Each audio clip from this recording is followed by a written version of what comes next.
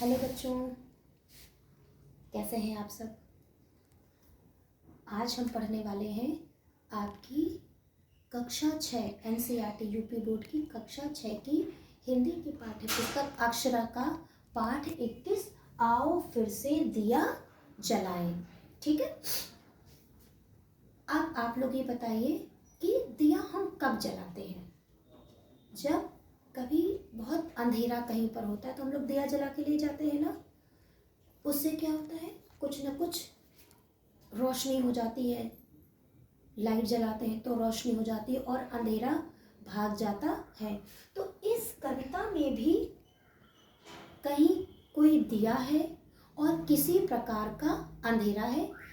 कैसा दिया है, कैसा अंधेरा है, ये अब हम लोग इस कविता में जानेंगे। ठीक है। भरी दोपहरी में अंधियारा, सूरज परछाई से हारा, अंतरंग का नेह निचोड़े, बुझी हुई बाती सुलगाए, आओ फिर से दिया जलाए। हम पड़ाव को समझे मंजिल, लक्ष्य हुआ आंखों से ओझल, वर्तमान के मोह जाल में आने वाला कल न भुलाएं, आओ फिर से दिया जलाएं।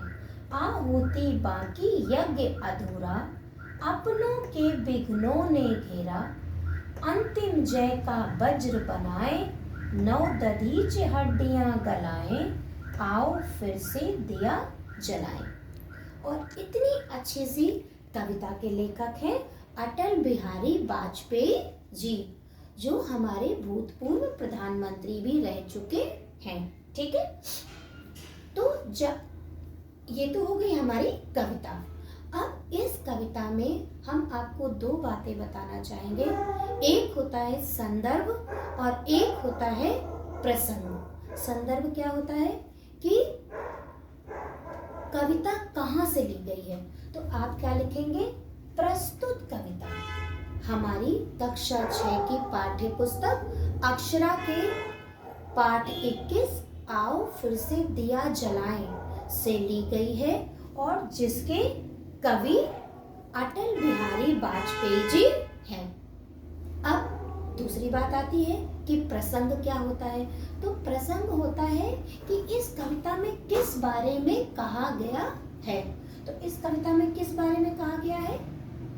इस कविता में ये बताया गया है कि व्यक्ति को अपने जीवन में आने वाली किसी भी प्रकार की कठिनाई से डरना नहीं चाहिए और हमेशा बार बार पुनः प्रयास करके आगे बढ़ते रहना चाहिए। ठीक है।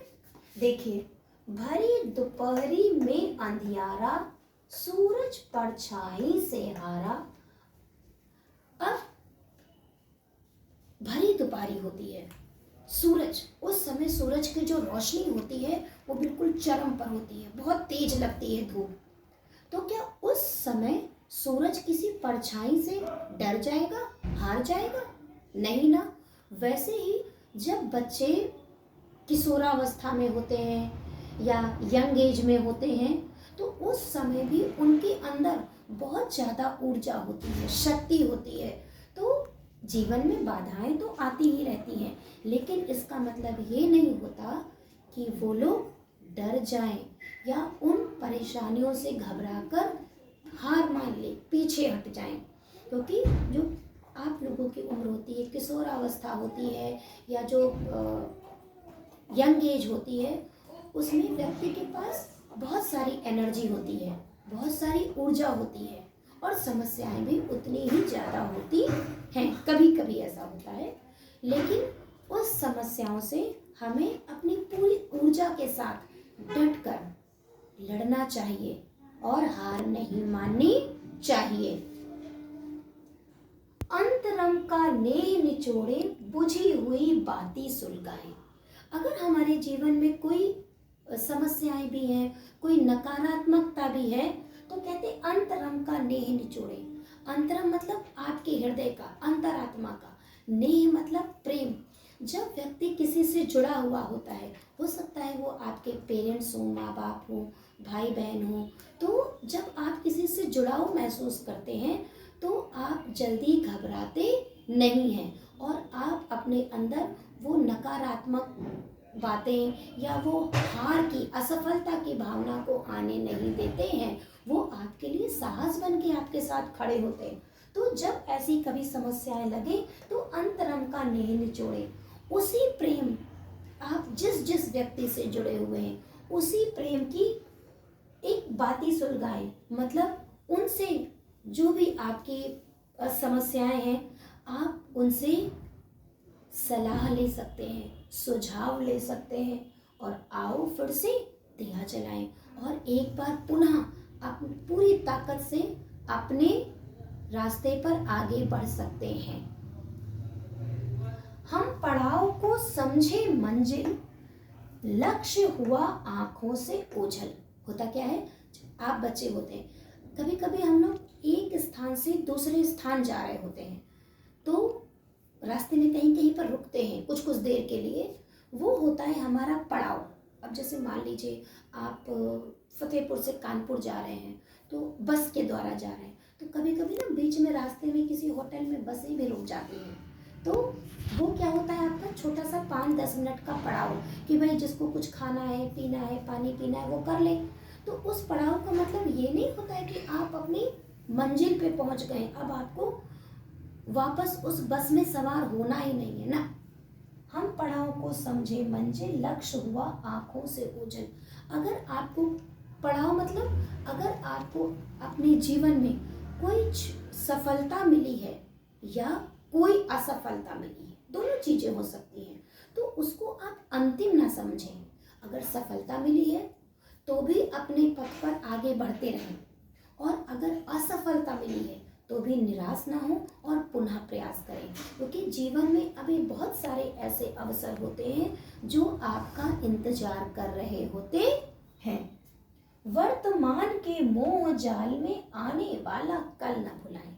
अब जैसे आप लोग होते हो, क्लास में बैठे होते हो तो होता क्या ना, बातें कर रहे होते हो, कभी खेल रहे होते हो, लंच हुआ, सारे बच्चे खेल रहे हैं, अब मन नहीं कर रहा है कि वापस से क्लास में जाएं, क्योंकि आपको उस समय खेल से प्यार है, ठीक है। तो जो भी आपके वर्तमान में आपकी जो जो चीज़ें पसंदीदा हैं, जैसे कि आपको नींद बहुत अच्छी लगती है, जैसे कि आपको खेलना बहुत अच्छा लगता है, अपनी सखी सहेलियों दोस्तों से बात करना बहुत अच्छा लगता है, ठीक है ये सारी बातें, लेकिन उसके लिए आपको अपने भविष्य को नहीं भुलाना चाहिए। जितनी एक निश्चित सीमा में ही अपने ये सारे शौक पूरे करने चाहिए और पुनः अपने भविष्य के प्रति सचेत होकर के आगे बढ़ना चाहिए। आहुति बाकी यज्ञ अधूरा, अपनों के विघ्नों ने घेरा। अभी आपको जीवन में बहुत कुछ करना है, बहुत बड़ा यज्ञ। यज्ञ मतलब आपको सिर्फ अपने लिए ही नहीं जीना है, आपको सिर्फ अपने घर परिवार माँ बाप के लिए नहीं जीना है, आप तो इस देश की शक्ति हो, आपको जीना है, इस देश के लिए कुछ कर दिखाना है। तो उसके लिए आपको रुकना नहीं है, अभी बहुत बड़ा यज्ञ बाकी पड़ा हुआ है। अंतिम जय का वज्र बनाए, 9 दधीच हड्डियां गलाए। अब इसमें एक ऋषि थे दधीची, ठीक है, बहुत तपस्वी, बहुत तेजस्वी, और एक राक्षस था बहुत विकराल, वो सबको बहुत परेशान करता था और उसको ईश्वर से वरदान मिला था कि भाई उसे कोई मार नहीं पाएगा। सारे देवता लोग बिल्कुल हिल गए कि अब क्या करें, इसको खात्मा कैसे करें, ये तो हमें बहुत परेशान कर रहा है। तो ब्रह्मा जी ने बताया उसे कि जो तपस्वी है, ऋषि है दधीची, अगर उनकी हड्डियों से वज्र नाम का एक हथियार होता है, अगर वज्र बनाया जाए तो इस खतरनाक, इस विकराल राक्षस को मारा जा सकता है। तो उसी प्रकार, और फिर जब सारे देवता उस ऋषि दधीची के पास गए तो ऋषि दधीची ने अपने प्राण त्याग दिए और बोला कि आप मेरी हड्डियां ले जा करके उसका वज्र बनाएं और उस दुष्ट राक्षस का अंत करें। तो उसी प्रकार आपको भी, माने कि जो दधीची थे, तो क्या सिर्फ वो अपने लिए जी रहे थे? नहीं, वो लोक कल्याण के लिए जिए थे। वो मानवता के लिए उन्होंने अपने प्राणों की आहुति दे दी।